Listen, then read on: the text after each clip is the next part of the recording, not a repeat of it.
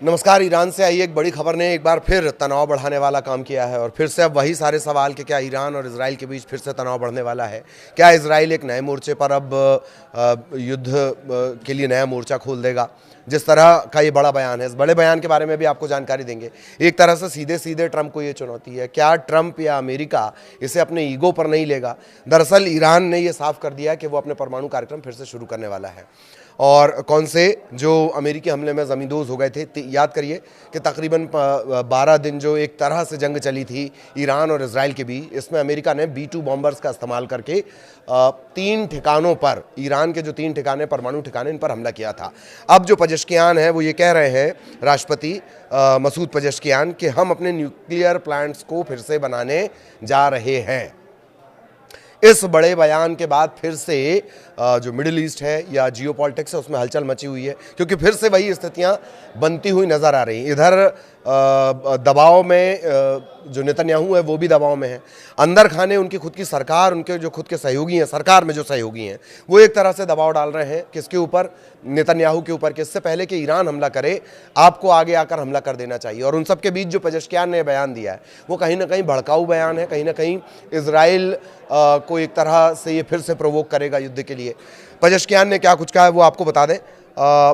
उनका कहना ये है कि हालांकि साफ वो ये कर रहे हैं कि ये हम परमाणु हथियार बनाने के लिए नहीं कर रहे हैं, जनता की भलाई के लिए हम इसमें काम करेंगे, न्यूक्लियर एनर्जी से जुड़ा इसमें काम होगा, इसमें हम हथियार नहीं बनाना चाहते हैं। लेकिन यही बात वो लगातार कहता आ रहा है कि हम हथियार नहीं बना रहे हैं, हम हथियार नहीं बना रहे हैं। बावजूद इसके अमेरिका ने B-2 बॉम्बर्स का इस्तेमाल करके जो ईरान के परमाणु ठिकाने उन्हें तबाह कर दिया था।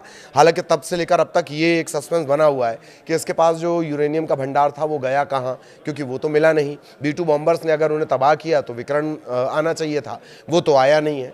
इस वजह से हमेशा से ये डाउट बना रहा कि ईरान कभी भी अपना परमाणु कार्यक्रम शुरू कर सकता है। और अब जो मसूद पेजेश्कियान है राष्ट्रपति, उन्होंने फिर ये बात कह दी। वो कह रहे हैं, एटॉमिक ऑर्गेनाइजेशन का चूंकि वहाँ पर दौरा चल रहा था, उस दौरान उन्होंने ये बात कही। वैज्ञानिकों से भी उन्होंने मुलाकात की है। ईरान की सरकारी मीडिया से बातचीत में उन्होंने कहा है कि इमारतें और फैक्ट्रियां गिरा देने से हमें कोई समस्या नहीं होगी, हम फिर से वो बना लेंगे।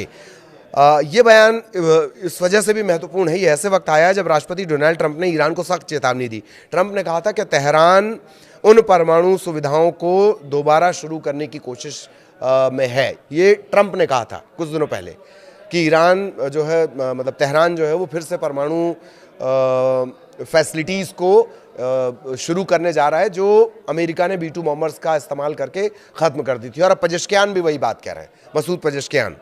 ये भी कहा है कि नई सैन्य कार्रवाई का आदेश दे देंगे। अमेरिका की इतनी सख्त चेतावनी, ट्रंप की इतनी सख्त चेतावनी के बाद पजेश्कियान क्या कह रहे हैं कि हम फिर से अपने जो परमाणु सेंटर है वो शुरू करने जा रहे हैं। और ईरान बार बार ये कह रहा है कि इसका इस्तेमाल नागरिक उद्देश्यों के लिए करेंगे, ऊर्जा उत्पादन के लिए करेंगे, कैंसर के लिए करेंगे, रिसर्च के लिए करेंगे, ट्रीटमेंट के लिए करेंगे। हथियार बनाना हमारा मकसद नहीं है। पजेश्कियान ये साफ कर रहे हैं, आत्मनिर्भरता के लिए हम ये करना चाह रहे हैं। वैज्ञानिकों की वो तारीफ भी कर रहे हैं। और ईरान जानकार जो कह रहे हैं, जानकार क्या कह रहे हैं कि ईरान अब अपनी रणनीति को रीबिल्ड विथ रेजिस्टेंट, यानी पुनर्निर्माण के साथ प्रतिरोध, वो ये नाम दे रहा है। ईरान जो अब करने जा रहा है उसे ये नाम दे रहा है। क्या दे रहा है? Rebuild with resistance. हिंदी में इसके मानी है पुनर्निर्माण के साथ प्रतिरोध। ये पहले भी ईरान ने कहा है कि हम कभी भी अपना परमाणु कार्यक्रम शुरू कर सकते हैं। और अब पजेश्कियान ने साफ तौर पर अपने जो सरकारी मीडिया उससे बात करते हुए ये बात कह दी है। तो अब ये माना जा रहा है कि ये जो बयान है वाशिंगटन और तेहरान के बीच तनाव को बढ़ाएगा, ना सिर्फ इन दोनों के बीच तनाव को बढ़ाएगा बल्कि इजराइल के भी कान खड़े कर देगा। इजराइल तो ये चाह ही रहा है कि किसी भी तरह उसे प्रोवोक किया जाए और वो फिर हमला करे। नेतन्याहू को अंदर खाने से इस तरह का दबाव झेलना पड़ रहा है कि आप वहाँ पर हमला कीजिए। थोड़ा सा इतिहास आपको बता देते हैं। 2015 में ईरान ने अमेरिका, ब्रिटेन, रूस, चीन, फ्रांस और जर्मनी के साथ परमाणु समझौता किया था। ये नाम आपने बार बार सुना होगा, JCPOA इसका नाम था, JCPOA।